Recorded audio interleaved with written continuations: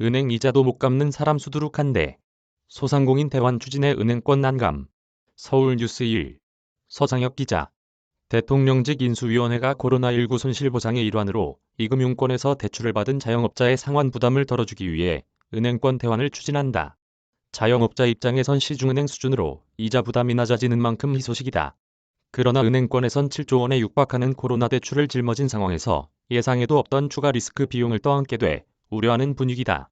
26일 인수위와 금융권 등에 따르면 인수위는 현재 코로나 손실보상 종합 패키지의 은행권 대환을 포함한 소상공인 긴급금융구조안을 검토하고 있다.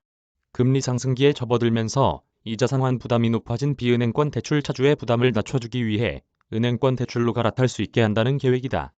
대출 만기 연장 및 원리금 상환 유예 등 금융당국의 코로나 금융지원 조치를 받은 대부분의 차주는 대상에 포함될 전망이다.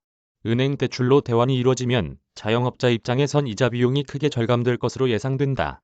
한국은행 경제통계 시스템에 따르면 올 2월 말 저축은행의 일반기업 자금 대출 금리는 연 6.61%로 은행권 중소기업 대출보다 크게 높은 수준이다. 인수위는 은행권에 2차 보전으로 손해본 금리차를 메운다는 계획이다. 소상공인 긴급금융구조조정안을 두고 은행권에선 건전성 리스크가 더 확대될 것이란 우려의 목소리가 나온다. 결과적으로 은행권이 이금융권의 코로나 대출을 그대로 승계하게 됐기 때문이다.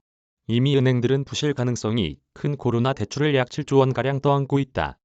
금융위원회에 따르면 은행권의 원금 상환유예 규모는 5조 원, 이자 상환유예는 1조 7천억 원에 이른다. 은행들은 원리금 상환유예를 받고 있는 차주 대다수는 상환 능력이 크지 않다고 보고 있다.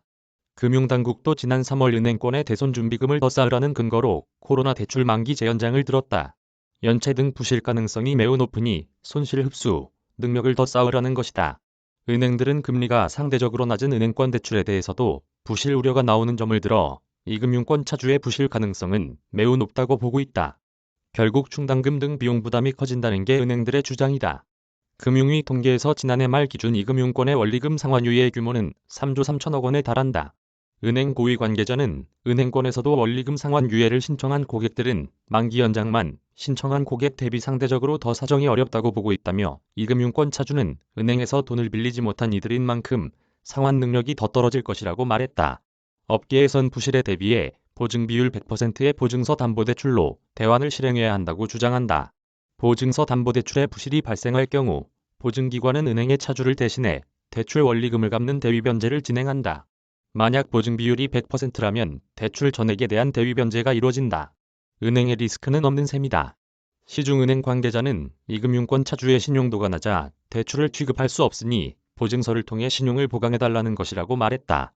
인수위는 보증 비율을 80에서 100% 사이에서 논의하고 있으나 정부의 재원에도 한계가 있어 실제 100%로 결정될 가능성은 높지 않은 것으로 전해졌다. 과거 바꿔드림론의 경우 국민행복기금의 100% 보증을 통해 대환이 이루어졌으나 최대 3천만 원으로 한도가 높지 않았다. 한편 일각에선 지난해에 이어 올 1분기에도 은행권이 사상 최대 실적을 기록한 만큼 사회 환원 차원에서 은행들이 적극적으로 한계차주 지원에 나서야 한다는 목소리도 작지 않다.